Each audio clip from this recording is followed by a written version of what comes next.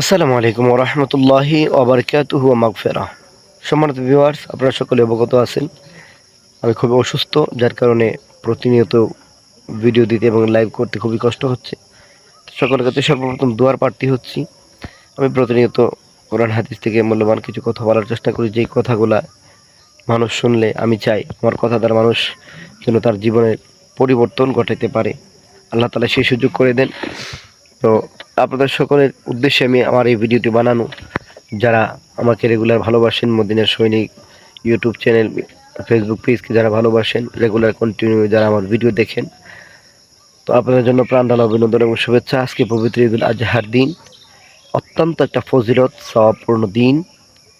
আল্লাহ তাআলার দেওয়া নিয়ামতের মধ্যে আল্লাহ তাআলা বান্দাদেরকে আখেরি পাগাম্বার উম্মতদেরকে 5টি রাত্র উপহার দিয়েছেন। তার মধ্যে ঈদুল ফিতর রাত্র একটি, ঈদুল আজহার রাত্র একটি, শবে মেরাজের রাত্র একটি, লাইলাতুল কদর রাত্র একটি, লাইলাতুল বারাতের রাত্র একটি। তো সেই ক্ষেত্রে আজকের ঈদুল আজহার এই রাত্রটা খুব গুরুত্বপূর্ণ রাত্র ছিল। যারা ইবাদত করতে পারছে আলহামদুলিল্লাহ, শুকরিয়া মহান রব্বুল আলামিনের দরবারে।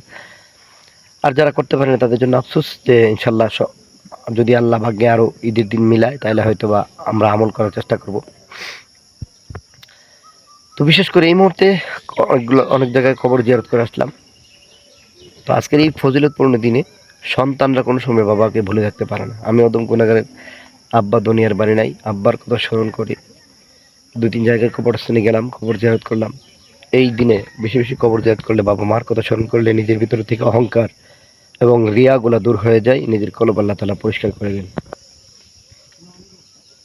তাই সকলকে বলবো যেন প্রত্যেক ঈদের দিন, প্রত্যেক জুমার দিনে যেন বাবা মার কবর পাশে দাঁড়াইয়া দোয়া খেরাত করতে পারে। বাবা মার রুহগুলো অনেক খুশি হয়, রুহানি দোয়া সন্তানের জন্য আল্লাহ তাআলা রেডি করে দেন।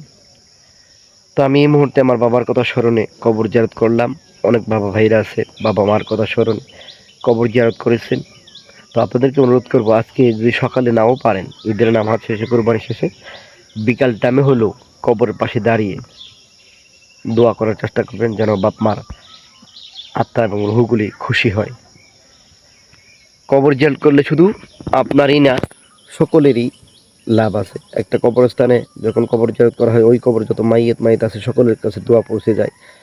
বাবা মার জন্য কাজ করে দোয়া হয়, আপনার নিজের জন্য কাজ করে দোয়া হয়, আপনি সওয়াবের ভাগীদার হবেন।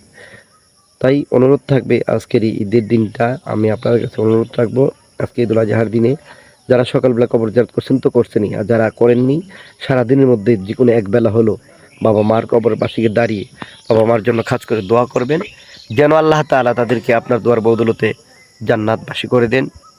এবং আপনার সন্তানাদি যারা রয়েছে তারাও দেখে দেখে শিখবে। আপনি যখন দুনিয়া থেকে বিদায় হয়ে যাবেন, তখন আপনার সন্তানরাও তখন আপনার কবরের পাশে দাঁড়িয়ে আপনার জন্য দোয়া করবে। তো তাই অনুরোধ থাকবে, আপনারা সকলে দিনের এই বেলাটা বাবা মার কবর পাশে দাঁড়িয়ে কবর জিয়ারত করবেন। ভিডিওটি ভালো লাগলে শেয়ার করে দেবেন। আর সকলে ভালো থাকবেন। আসসালামু আলাইকুম ওয়া রাহমাতুল্লাহি ওয়া বারাকাতুহু।